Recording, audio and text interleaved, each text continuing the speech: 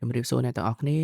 ថ្ងៃនេះយើងមកបន្តសាច់រឿង E-commerce យើងបន្តទៀតតែមុននឹងបន្តសូមអ្នកទាំងអស់គ្នាជួយចុច Subscribe ផងណាដើម្បីបានជាកម្លាំងចិត្តឲ្យខ្ញុំបានធ្វើភាពបន្តទៀតតោះយើងទៅតាមដានសាច់រឿងនៅវគ្គបន្ទាប់នេះសាច់រឿងបានចាប់ផ្ដើមឡើងនៅពេលដែល Biba ហើយនឹងគ្នាជាមួយនឹងអ្នកនាង Ayame បានទៅដល់ស្ថានីយ៍ Iwato ដែលជាស្ថានីយ៍ចុងក្រោយពីមុនដែលពួកគេទៅដល់ទីក្រុង Kongo Kaku ប៉ុន្តែដោយសារបទបញ្ជាពី Shogun មានតែនាង Ayame ហើយនឹងគ្នាតែប៉ុណ្ណោះដែលអាចឆ្លងកាត់ទៅទីក្រុង Kongo Kaku បានចំណែកឯគ្នារបស់ Biba និងកងទ័ពរបស់គាត់គឺមិនអាចចូលបានទេហើយនាង Ayame ពិតជាមានអារម្មណ៍ថាធូរស្បើយខ្លាំងណាស់ដោយសារតែពួកគេបានចែកផ្លូវគ្នាជាមួយនឹង Biba ហើយបន្ទាប់មកអ្នកនាង Ayame បានពឹងឲ្យ Ikoma ត្រឡប់ទៅយក Mume វិញដោយសារតែ Mume គឺជាមនុស្សល្អហើយ Biba គឺជាមនុស្សអាក្រក់មិនអាចនៅជាមួយគ្នាបានទេហើយ Ikoma សន្យាថានឹងយក Mume មកវិញឲ្យបានតែមកមើលគ្នារបស់ Biba វិញម្ដងខណៈពួកគេកំពុងតែនិយាយគ្នាពេលនោះ Sahari បានចូលមកហើយនឹងប្រាប់ថាពេលនេះម្ចាស់គ្រប់គ្រងនៃស្ថានីយ៍នេះព្រមឲ្យពួកគេបានចូលទៅជួបហើយប៉ុន្តែក្នុងលក្ខខណ្ឌមួយគឺអនុញ្ញាតឲ្យតែស្រី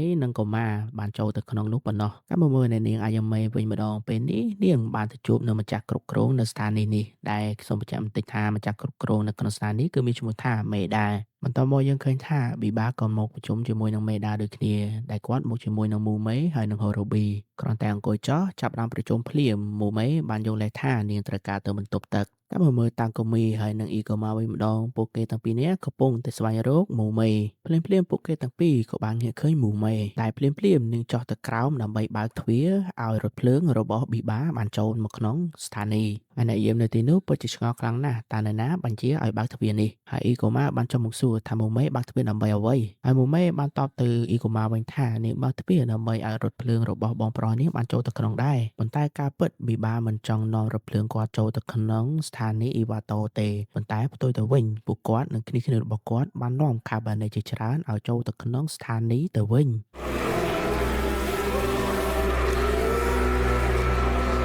ពេលនោះក៏ដឹងប្រកាសអាសន្នថាមាន Kabane ក៏បានបន្លឺឡើងហើយមិនចាំយូរពេលនោះ Biba ក៏បានចាក់សម្លាប់នៅអ្នកយាមនៅទីនោះទាំងអស់ជាមួយនឹង Maeda ផងដែរ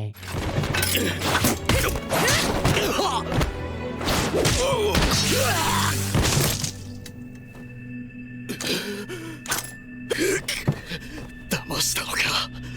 私を騙したのかビバហើយនៅខណៈពេលនោះ Mume បានមើលទៅកាន់ប្រជាជនដោយភាពតក់ស្លុតខ្លាំងមែនទែនដោយសារតែ Kabane បានចូលសម្លាប់ប្រជាជនយ៉ាងព្រៃផ្សៃតែមកមើលគ្នារបស់អ្នកនាង Ayame វិញម្ដងខណៈពេលនេះ Kurusu បានសម្រេចចិត្តចេញទៅដើម្បីស្វែងរកអ្នកនាង Ayame ដោយផ្ទាល់ខណៈពេលដែលកំពុងតែជិះសេះស្វែងរកអ្នកនាង Ayame ពេលនោះ Kurusu បានឃើញថាអ្នកនាង Ayame ត្រូវបានគ្នារបស់ Biba ចាប់ធ្វើជាចំណាប់ខ្មាំងបាត់ទៅហើយគាត់ក៏ប្រញាប់ទៅជួយអ្នកនាង Ayame យ៉ាងលឿនខណៈពេលនោះរថភ្លើងកងទ័ពរបស់ Biba ក៏បានឈប់នៅកន្លែងរបស់កងទ័ពនៃស្ថានីយ៍មួយនេះដែលកងទ័ពនៅស្ថានីយ៍មួយនោះពិតជាសប្បាយចិត្តណាស់គិតថាពួកគេមកជួយតែតាមពិតពួកគេមិនបានមកជួយទេពួកគេគឺមកសម្លាប់ពួកគេចោលទាំងអស់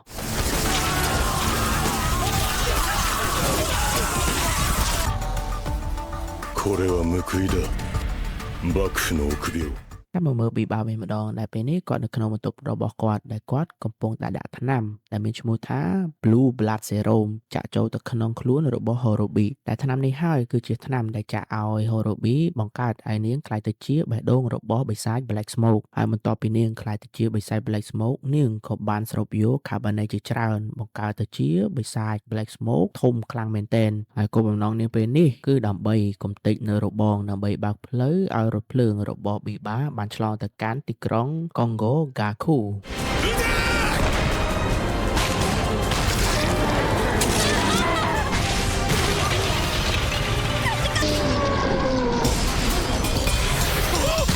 យើងឃើញថា Horobi ដែលជាបិសាច Black Smoke នោះបានកំទេចនៅទ្វារនិងបើកផ្លូវឲ្យ Biba បានសម្រេច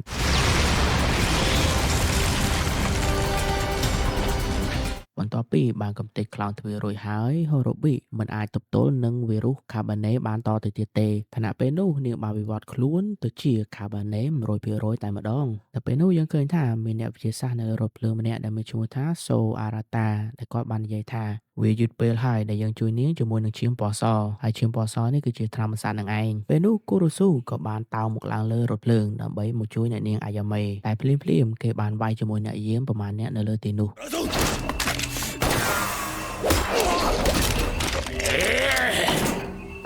នៅពេលនោះអ្នកវិទ្យាសាស្ត្រអារ៉ាតាក៏បានព្យាយាមរកបាញ់សម្លាប់អ្នកនាងអាយ៉ាមេដែលជាហេតុធ្វើឲ្យគូរូស៊ូហក់ទៅវាយហើយក៏បានធ្លាក់ទៅក្រោមទាំងពីរនាក់តែម្ដងតាមមកមើលហូរ៉ូប៊ីវិញម្ដងបន្ទាប់ពីនាងខ្លាយទៅជាកាបាណេនាងបានសម្លាប់នៅគ្នាឯងជាច្រើន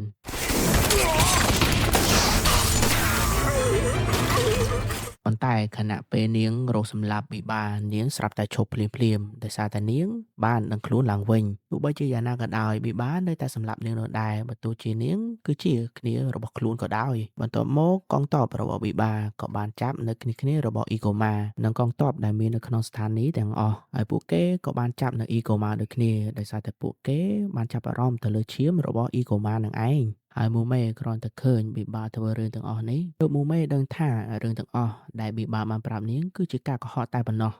នឹងហើយអ្នកទាំងអស់គ្នាភាគទី6នេះគឺមានតែប៉ុណ្្នឹងទេហើយសង្ឃឹមអ្នកទាំងអស់គ្នាចូលចិត្តបើចូលចិត្តសូមអ្នកទាំងអស់គ្នាជួយចុច Subscribe ផងណាហើយយើងនឹងជួបគ្នានៅភាគក្រោយទៀតបាយបាយ